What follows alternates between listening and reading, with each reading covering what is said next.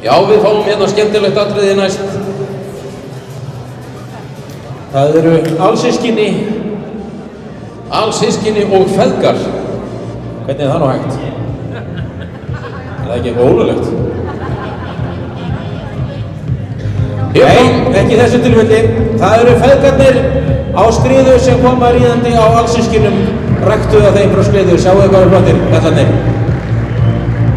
Here are the full siblings. The stallion Kjarkur frá skriðu on page 138 and his full sister Saga frá skriðu, and they are written by father and son Þór Jónsteinsson and Egill Már Þórsson. En það er sem sagt pappinn sem er nær áhorfenda núna.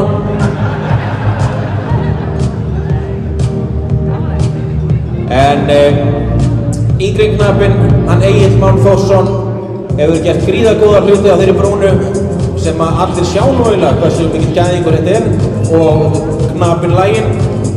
Hann var Íslandsmeistari í fjórgang 2013 og var í öðru sæti á landsmótinu á síðasta ári með 9,06 í úlingaflokki, og það er nú bara eins og það gerist best.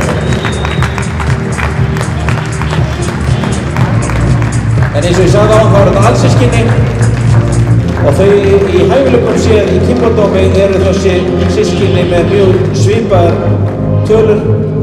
Það er 8-5 á línuna allstaðar, nema að Klárinn er með 9 fyrir fet og hún með 5 fyrir skeið, annars er það 8-5.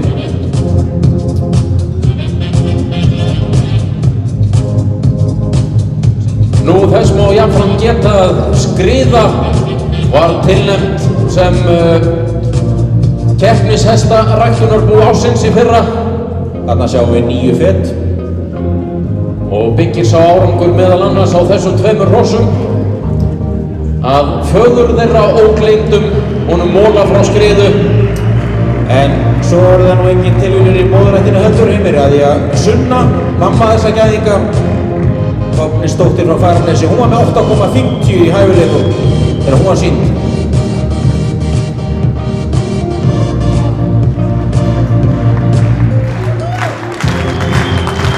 Já, slettum við þessu, já, flottir. Sjáum við hérna. Já, þetta er frábær hæstur, Kjarkur frá skriðu með 8,13 fyrir sköpulag, 8,53 fyrir hæfileika og 8,37 í aðalengdum. Það vantar ekki fótaburðinn í þessi ros. Rými. Sjáu þið vissuna hjá honum Agli og sjáu þið reyndmennskuna hjá honum Agli. Það er alltaf hægt að segja að hann situr betur á pappið sinn.